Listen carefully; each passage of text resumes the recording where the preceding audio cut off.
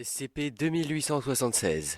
Classe Euclide. Toutes les sources connues de SCP-2876 ont été supprimées par la force d'intervention mobile MU4, les débuggers. Les appareils mobiles connectés à des serveurs internet mondiaux ou privés doivent être régulièrement scannés et purgés de toute instance détectée de SCP-2876.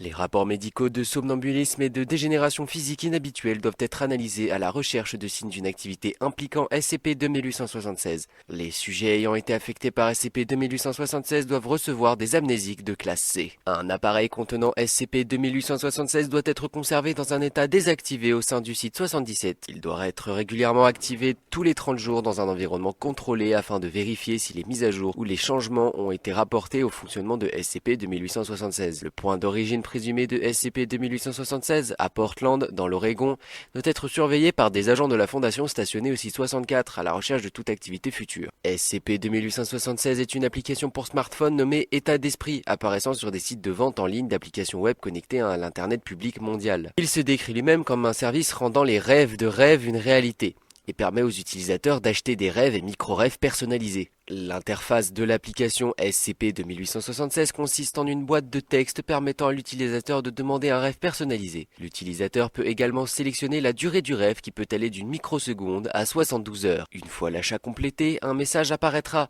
indiquant « Déduction de la réduction complétée ». Le sujet entrera alors immédiatement dans un état de sommeil paradoxal.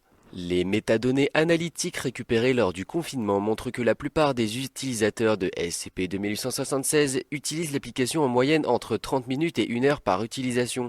Un faible pourcentage d'utilisateurs l'utilisant pendant la quantité maximale de temps. Les utilisateurs décrivent tous les rêves qu'ils expérimentent comme lucides et relativement proches de leur requête. Avis sur SCP-2876 sur la plateforme d'achat d'applications.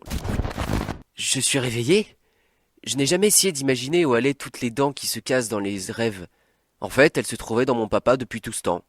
Merci, Onérirois. Les sujets rapportent de plus qu'il leur est possible d'acheter du temps de rêve supplémentaire lorsqu'ils sont endormis en utilisant des menus au sein du rêve qui apparaissent sur commande. Durant cette période, les utilisateurs sont inhabituellement résistants à toute tentative de réveil et leur cœur cesse de battre, bien que les autres fonctions corporelles ne soient pas affectées. Les sujets affectés par SCP-2876 et l'utilisant pendant plus d'1 heure entreront dans un état de somnambulisme. Tout mécanisme avec lequel un sujet affecté interagira dans cet état fonctionnera, même s'il n'est pas alimenté en énergie. Les exemples de cette activité incluent des fours à micro-ondes cuisant de la nourriture bien que ne disposant pas de source d'énergie, des véhicules à moteur fonctionnant sans que le moteur soit actionné et fonctionnant même si la batterie, le moteur, l'allumage et la colonne de direction sont enlevés, des réseaux locaux montrant des appareils inactifs et connectés au réseau, accéder à des centaines de sites internet en même temps. Les tests ont montré qu'il n'existe aucune limite maximale à la durée pendant laquelle les sujets peuvent utiliser de cette manière des appareils alimentés par une batterie. Les sujets sont capables de se mouvoir dans des espaces sombres comme s'ils étaient éclairés si des équipements d'éclairage inactifs sont présents.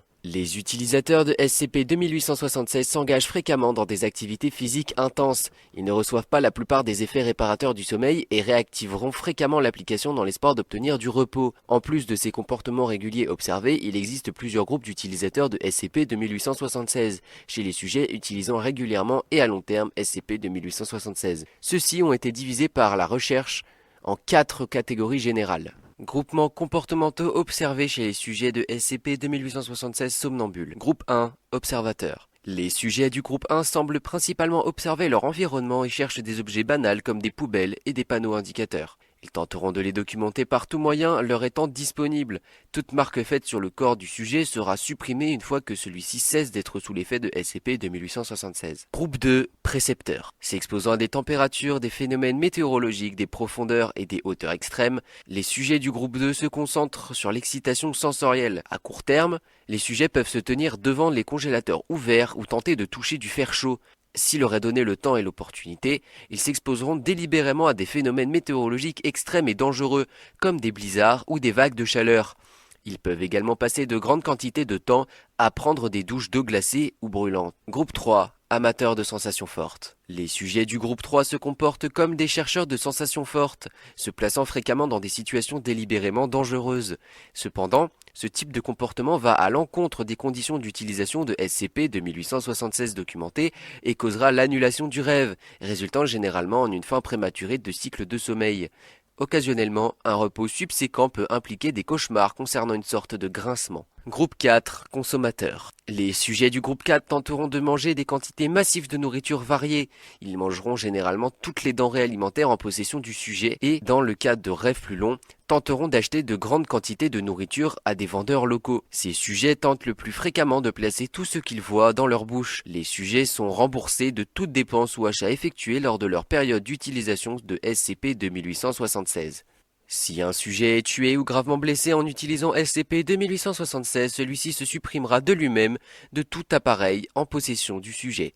Les sujets survivants ne présenteront aucun souvenir de SCP 2876 et rationaliseront leur comportement en l'attribuant généralement à la drogue ou à l'alcool. Tous les autres sujets ayant utilisé SCP 2876 se réveilleront en possession d'une carte de visite indiquant « Merci pour avoir été un hôte génial, nous reviendrons très bientôt. Addendum ». Le 1er février 2016, SCP-2876 reçut sa première mise à jour documentée en confinement. Incluse dans ce document, elle modifia des aspects mineurs et de l'interface du utilisateur, tout en laissant des indications implicites sur d'autres fonctionnalités de l'implication. État d'esprit et état des lieux version 8.6.7.5.3.0.9.